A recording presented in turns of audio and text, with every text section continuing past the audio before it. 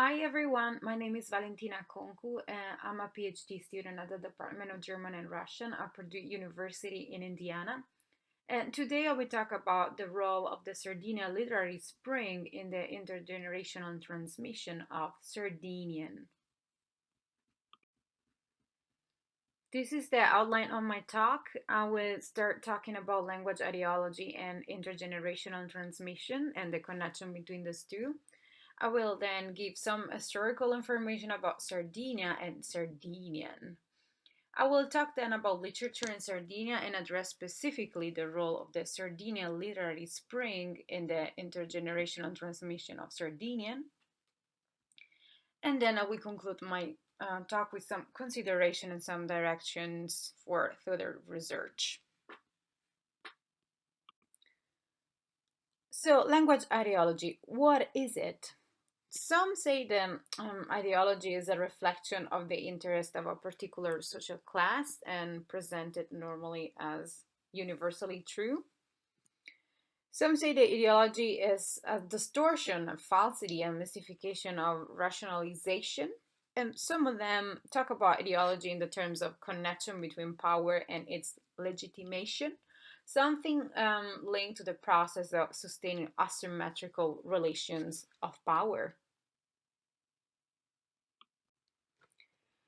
Costriti 2004 said that linguistic ideology encompass an interrelated representation of linguistic features and their distribution with social categories, moral and aesthetic values, and as such, they cannot be seen as neutral representations of linguistic phenomena. They are always associated with social hierarchies and stereotypes and are evoked by interested groups or individuals. Another interesting article is the one by Irvine and Gall in 2000. They talk about iconization, which is a semiotic process by which certain linguistic features become associated to social identities. According to them, linguistic features are correlated to social categories, aesthetic values, moral values, stereotypes, spatial and geographical knowledge, and social historical background. In 2015, Vanna, Herzog, and Norbert Ross published another study in which they talk about language ideology, space, and place based identity formation. The article also suggests a strong interrelation between folk knowledge of geography and perception of linguistic differences. I would also argue that iconization does not apply to linguistic structures only, but can also encompass a language and its all. And in the particular linguistic situation of Sardinia, in which Italian overlaps with the identity of the dominant social group, this process would trigger by social and political pressures. These pressures create a situation of diglossia in which Sardinian occupies a less prestigious position. Very interesting, it's also the connection between language ideology and intergenerational transmission.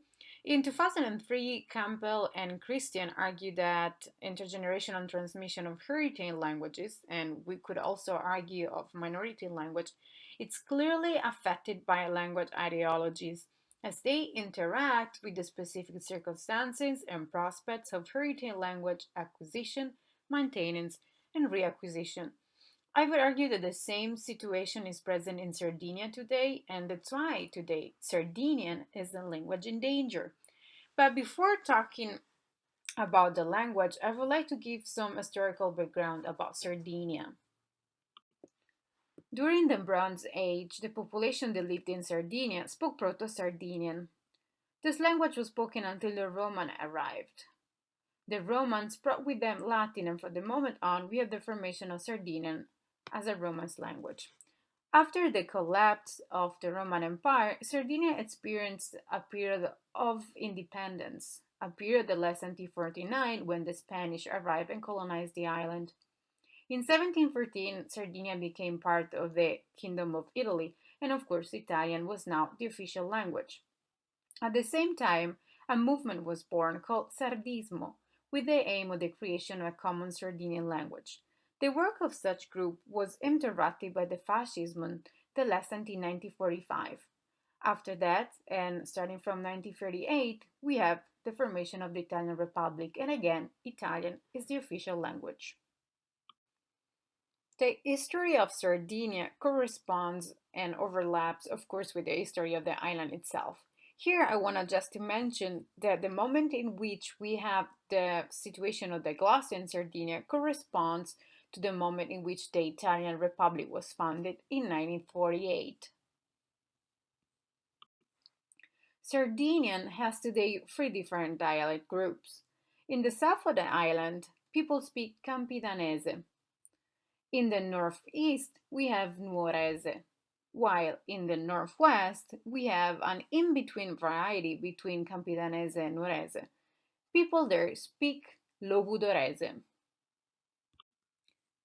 So, if we look at the UNESCO Atlas of the world's languages which are endangered today, Sardinian, and I put here the example of Campidanese Sardinian, but the same is valid for Nuorese and Logudorese, it's called definitely endangered. So, why is that?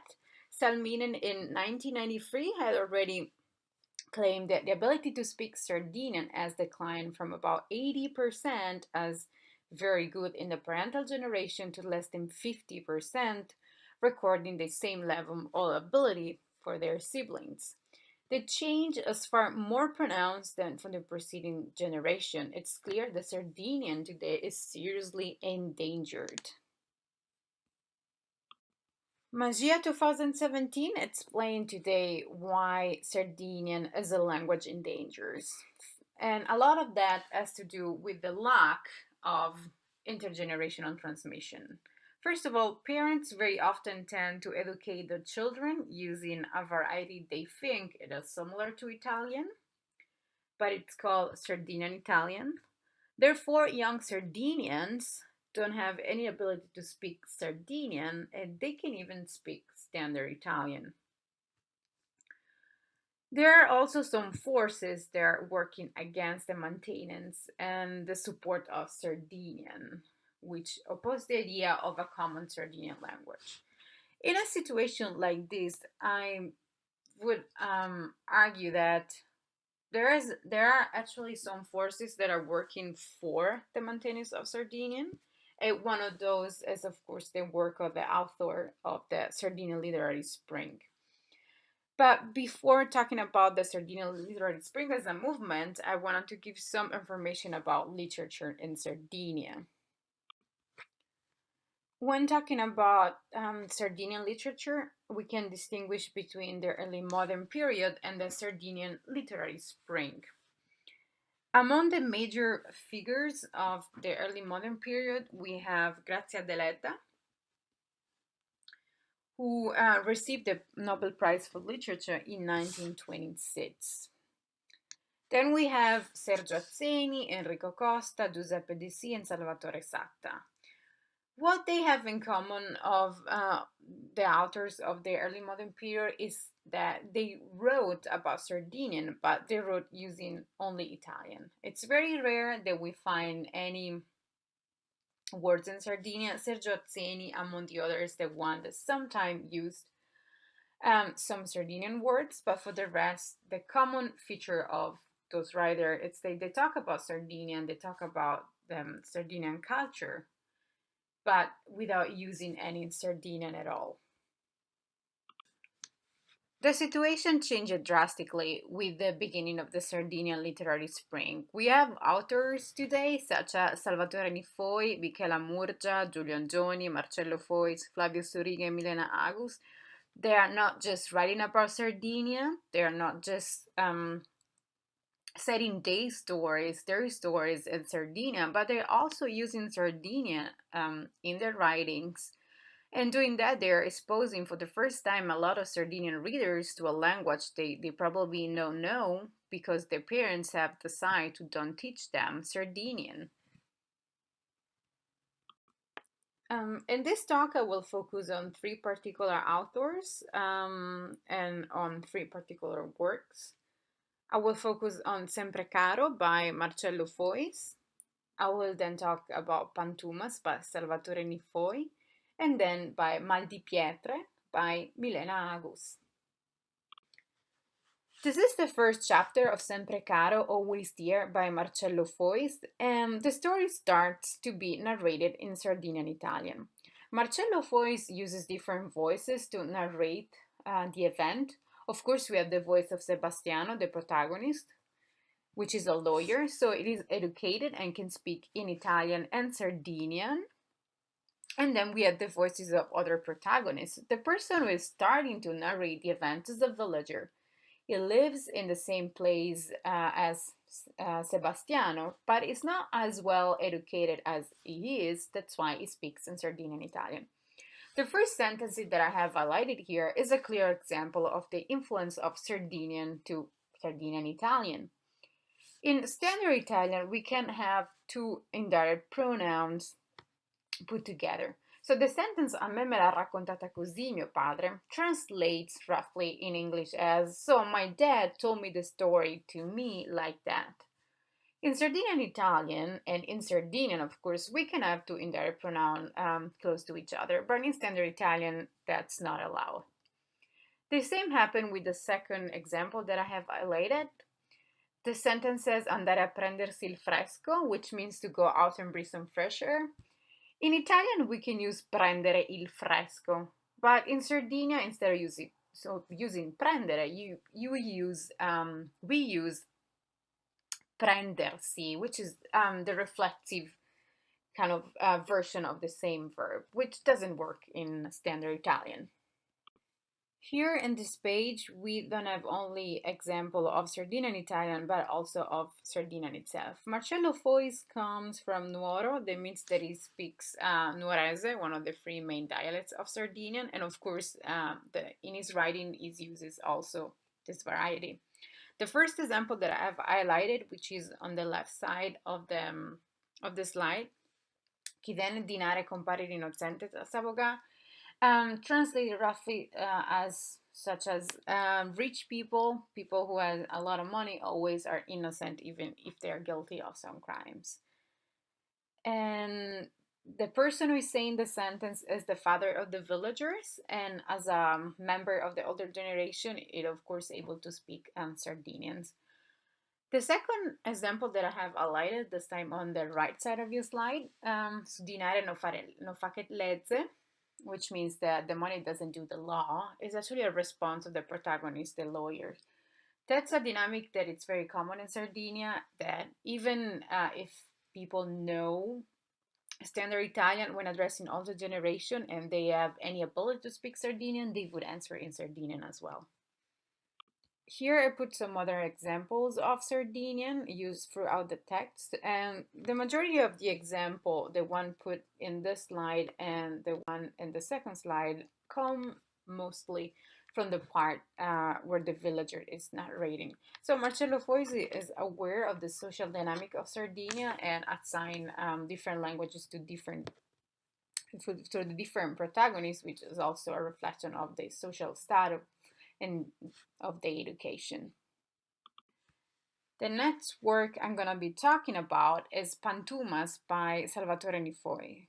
Like Marcello Foix, Salvatore Nifoy makes also his protagonist talking, and here again we have a lot of examples of Sardinian Italian and Sardinia. Already the name of the place when the story takes place, a centupedes, which means 100 feet, is in Sardinian language. Then we have example of Sardinian Italian, such as tirriare, which is a Sardinian verb conjugated conjugated following the Italian are conjugation.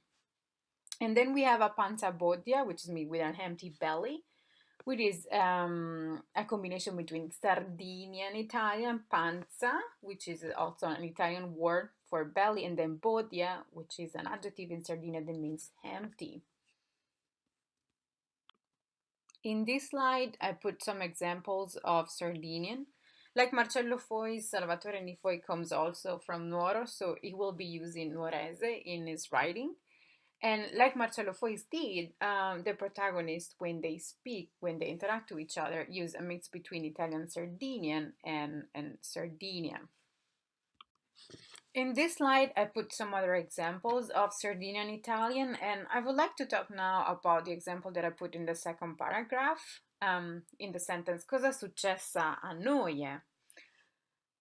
This is a clear example of the effect of Sardinian and Sardinian Italian. The verb to be is at the end of the sentence here and the question. And yes, in Sardinian, the verb can go in the final position, while in standard Italian, that doesn't happen. That is grammatically incorrect. The same happened with the Lex example that I have highlighted here. We have the verb toccai in the sentence e a noi lo toccai. Toccai is the past simple of the verb toccare, to touch, which is normally followed by a direct object in Italian. In Italian, direct object cannot be introduced by any preposition, but here, as we can see, there is the preposition a in front of the direct object ma noi, which is again a clear example of the influence of Sardinian to Italian. So as you can see, the writing on Salvatore Nifoi is very similar to the way Marcello Foy writes. There, they assign specific language ability to the protagonist, and a lot of the time this language ability is a reflection of their education and their status. So I do think that language ideology is also working a work here, and in the way the authors are assigning actually language abilities to their protagonist. The last work I'm going to talk about is Mal di Pietre, translated in English as From the Land of the Moon by Milena Agus. There are a couple of differences between the work of Marcello Foy, Salvatore Nifoy, and the work of Milena Agus. First of all, she comes from Cagliari, which means that she doesn't speak Nuorese, but she speaks Campidanese, which is the variety of Sardinian spoken in the south of the highland. That means that she always gonna use Campidanese in her writings. Second, she doesn't mix any Sardinian Italian in her writings like Marcello Foix and Salvatore Nifoy did. What she does, as you can see from those examples, she mixes Italian and Sardinian together. She puts some words in there in the narration and in the words of the protagonist. The first example, Sumari de Perdas, for example, refers to kidney stones.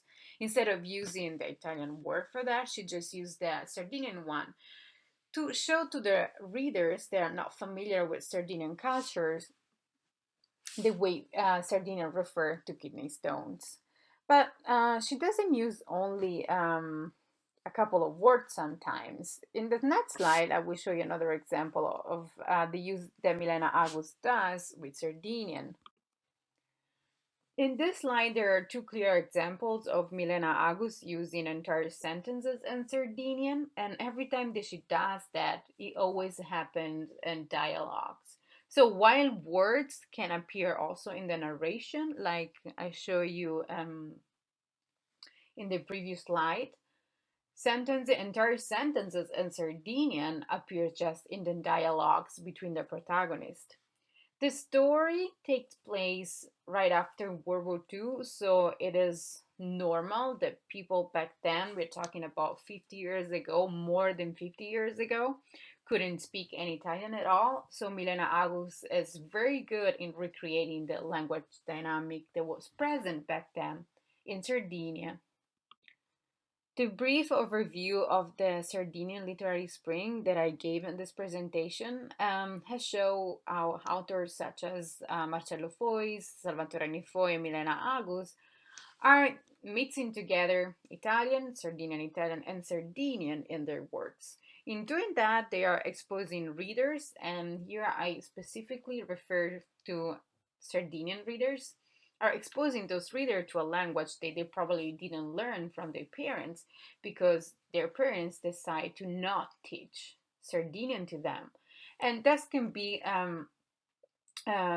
correlated to the ideology, the language ideology that we are talking about, as Sardinia always has occupied less prestigious position. In doing that, I argue that the Sardinian literary spring authors are kind of filling the gap in the intergenerational transmission that it's one of the causes of the situation of Sardinian today, which is a status as language in danger.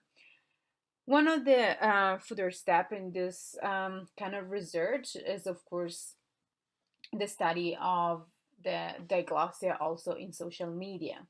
And that's one of the research that I would like to do after this project. I would like to thank anyone for their attention. And if you have any questions or comments, please feel free to email me at vconcu@purdue.edu. Thank you.